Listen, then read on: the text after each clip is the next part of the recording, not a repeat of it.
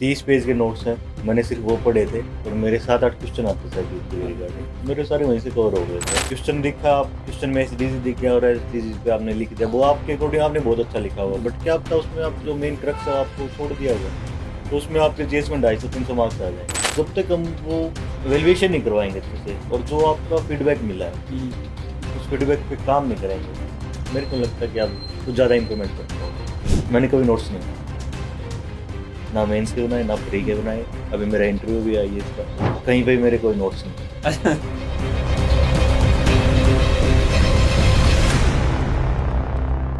नमस्ते दोस्तों, पीसीएस अखाड़ा में आपका स्वागत है। दोस्तों, आज हमारे साथ यूपी पीसीएस के टॉपर अंकित हैं और अंकित के 450 प्लस मार्क्स थे जीएस के अंदर आउट ऑफ 800। और इनकी खासियत ये भी है कि जो रैंक 1 थे यूपी पीसीएस में उस टाइम पे, उससे इनके लगभग 30 मार्क्स ज़्यादा थे जीएस के अंदर। तो आज की वीडियो में हम जानेंगे कि कैसे यूपी पीसीएस मेंस में इनके मार्क्स इतने ज़्यादा आए हैं। तो अंकित, वेलकम टू पीसीएस अखाड़ा।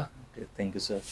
देखो अंकित, एक बार मेंस पे जाने से पहले एक बार क्वेश्चन और रहता है व्यूवर्स का, तो वो ये है कि यूपीएससी की तैयारी अधिकतर सब बच्चे करते हैं, अधिक और वो जानना चाहते हैं कि यूपी पीसीएस के लिए अलग से क्या पढ़े हो यूपीएससी में। सर बी फ्रैंक की मैंने यूपी के लिए ऐसे रिगार्डिंग कोई स्पेशल चीज़ नहीं पढ़ी अलग से। एक्चुअली मैं यूपीएससी की तैयारी कर रहा था, मैंने 2021 में ब्रेक लिया यूपीएससी से, और फिर उसी के दौरान मैंने यूपी का एग्ज़ाम दिया, प्रीलिम्स दिया, मेरा हो गया, फिर उसके बाद मैं मेंस पे लग गया। इसका बेनिफिट मेरे को यूपी में बेनिफिट ये मिला कि जो 2018 और 2019 में मैंने यूपीएससी का मेंस लिखा था पहले, और मेरा बहुत कम मार्क्स से मेंस रुका था वहाँ पे।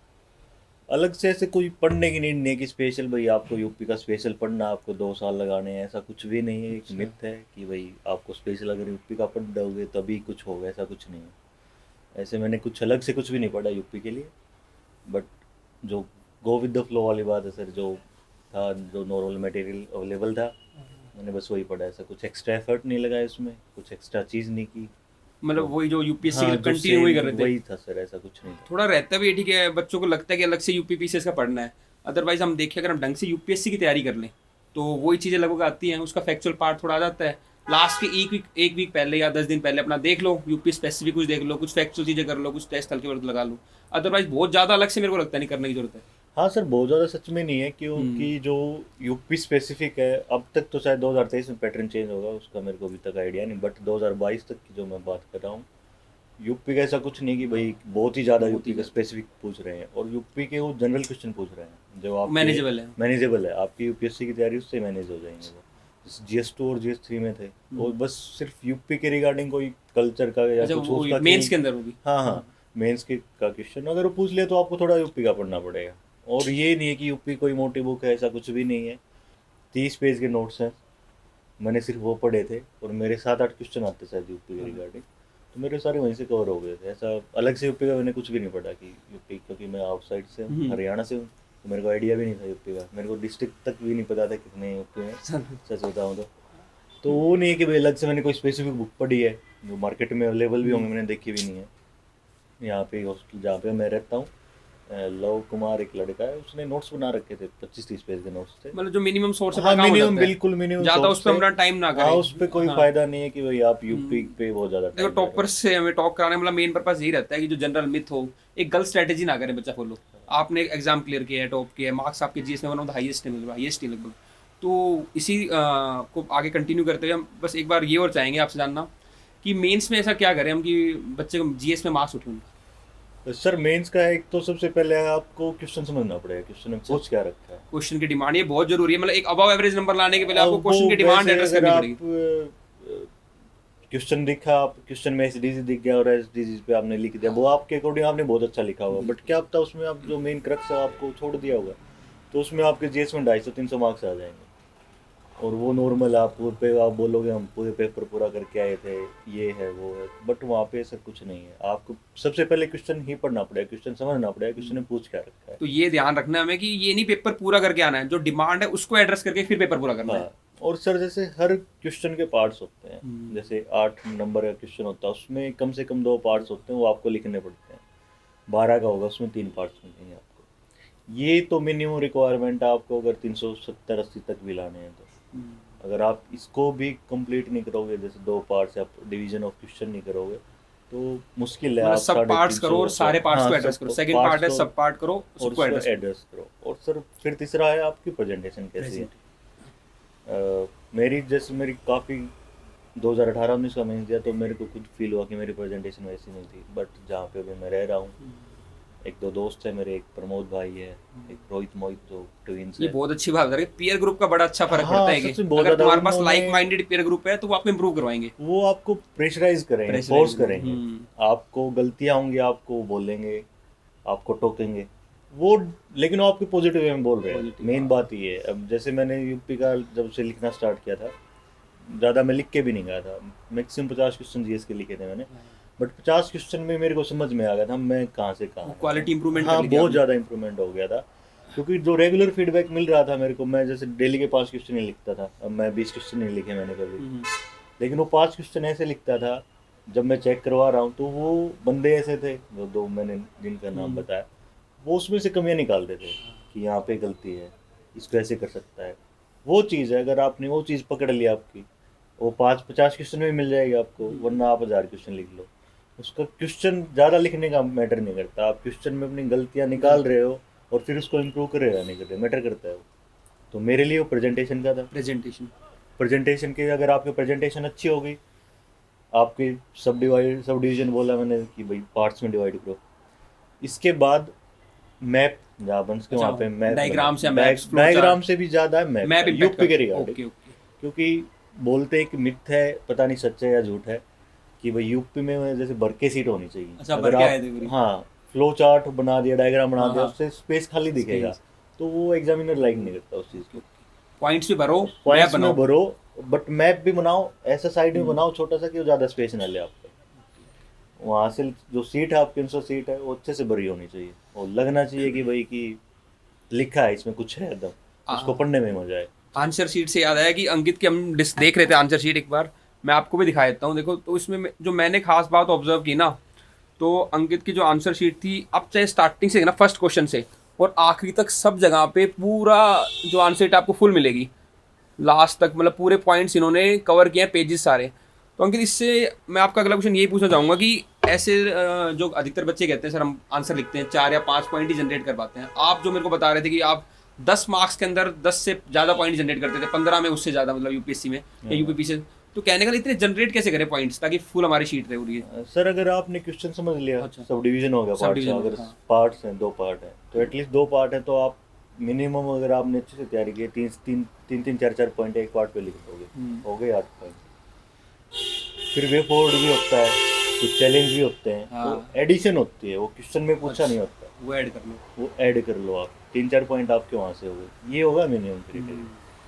फिर जैसे जैसे पेन चलेगा आपका, आप सिलेबस से गो थ्रू हो जाओ, GS 1 2 3 4 5, GS 1 2 3 4, किसी भी सब्जेक्ट का क्वेश्चन है, किसी भी टॉपिक का क्वेश्चन है, एक बार आप उससे निकल जाओ, उसको होलिस्टिक वे में सोचो कि मैं इसमें सोसाइटी का एंगल डाल सकता हूँ या नहीं डाल सकता, सिलेबस के सारे एंगल डालो अपने, उसमें डालो। 1 से अगर 4 आप तक। हाँ 1 से 4 तक डालते रहो, ट्राई करो, और वो आप जैसे लिखोगे और एक बार वो हैबिट हो जाएगी कि भाई मेरे को सिलेबस से गो थ्रू होना है, तो अपने आप वो पॉइंट जनरेट हो जाएंगे। ये अच्छा पॉइंट है। देखो सब बच्चे इंप्लीमेंट नहीं कर पाते, कॉमन है सिलेबस लिंक करो, अंकित ने इंप्लीमेंट भी किया, और उसमें अगला काउंटर क्वेश्चन आता है कि सर सारे क्वेश्चन में थोड़ी हम लिंक करेंगे, है ना, पर ऐसा नहीं है। देखो आप भी लिखते हो, हम भी ने भी लिखे हैं, तो उसमें ये होता है हर क्वेश्चन के हिसाब से हम अपना अगला पॉइंट एक्सट्रैक्ट कर ही लेंगे, प्रोवाइडेड आप प्रैक्टिस करना तो स्टार्ट करो उस चीज़ को। पहले एक्सक्यूज ले लेंगे कि सर सब में थोड़ी इंप्लीमेंट करेंगे तो नहीं हो पाएगा, जैसे आप लिखना स्टार्ट करोगे तो हर टॉपिक के हिसाब से अलग अलग पॉइंट आप एक्सट्रैक्ट कर पाओगे।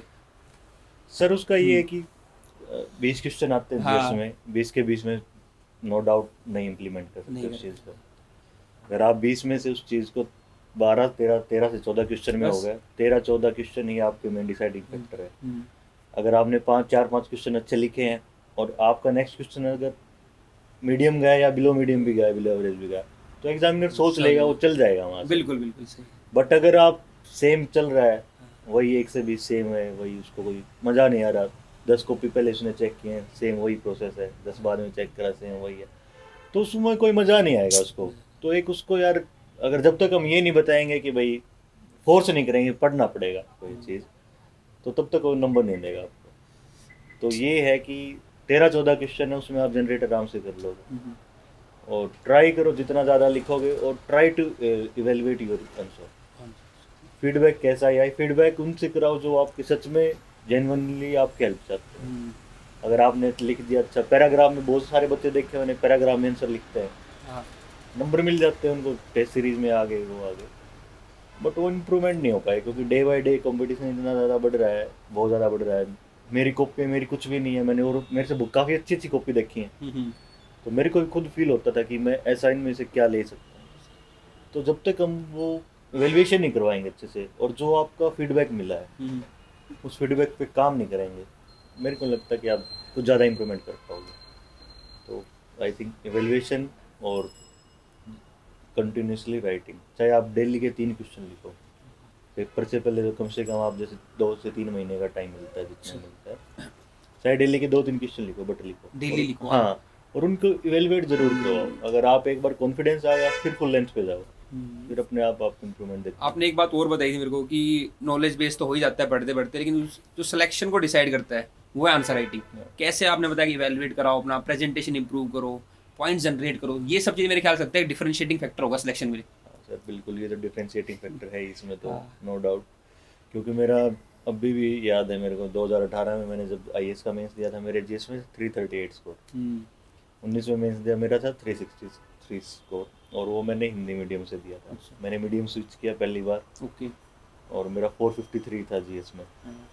बट ये जो मेरे को डिसाइडिंग फैक्टर यही था, नॉलेज मेरे को तब भी उतनी ही थी, आज भी उतनी है, कुछ ज़्यादा नहीं, ऑफकोर्स टाइम के साथ इंक्रीज होती है, बट ये नहीं है कि भाई बिल्कुल ही काया पलट हो गया हो। बट जो चीज़ थी presentation, sub division of parts and generation of more points. Generation of more. ठीक है अंकित, थैंक यू। आपने मतलब कि हमारे व्यूअर्स को बताया कैसे मेंस का एक स्ट्रेटेजी क्लियर करना चाहिए, है ना, कैसे अप्रोच करना है। और कुछ लास्ट वर्ड आप बताओ यंग बडी जो एक्सपीरियंस है उनके लिए। लास्ट वर्ड्स यही है कि ज़्यादा उसमें मायाजाल में मत फंसो, जो आपकी नेचुरल स्ट्रेटेजी आप उस पर काम करो। जैसे मैं देखता हूँ मार्केट में कि आपको नोट्स नहीं बनाए तो आपका सिलेक्शन नहीं होगा, बट ये सच में बहुत बड़ा मिथ है। अच्छा।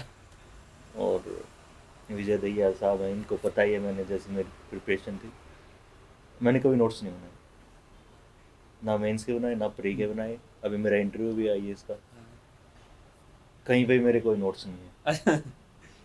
मैंने मतलब जो मेरे आसपास होते थे सोसाइटी के नोट्स उससे ले लिए, वो पढ़ लिए। स्मार्ट्स।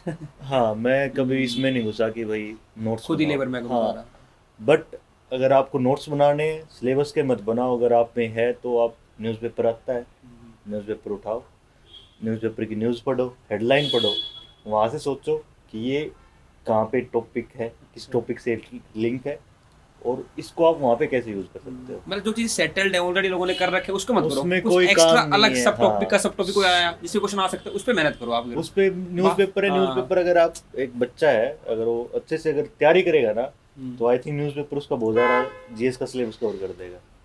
तो मेरा यही था, आज तक मैंने जीएस के कभी नोट्स नहीं बनाए, ना मैंने कभी ऑप्शनल के नोट्स बनाए। मेरे ऑप्शनल क्या है आपका? हिस्ट्री मेरा हिस्ट्री। ऑप्शनल था, तो दोनों ही कभी नोट्स नहीं बनाए। सिर्फ हाँ, जब मेरा मेंस आता था, मेंस के टाइम पे 2-3 महीने मैं सिर्फ न्यूज़पेपर उठाता था, न्यूज़पेपर में डेली पढ़ता था, उसमें से ही मतलब वो काम की चीज़ निकालता था, भाई ये मेरे को कहाँ पे यूज़ हो सकती है।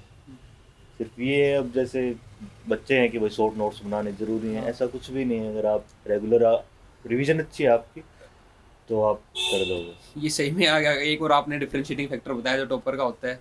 और देखो मैं तो हर बार मानता हूँ, हमने लास्ट वीडियो में देखते हर टॉपर को आप देखना कुछ अलग बात मिलेगी उसमें, और अंकित ने भी अपनी एक अलग बात लास्ट में रिवील की एकदम से। ठीक है, और होपफुली आप भी अगले नेक्स्ट टॉपर हो, आपकी कुछ नई स्ट्रेटेजी हो। ठीक है, thank you Ankit, thank you for coming again, we congratulate for your Thank you. Achievements. Thank you Ankit.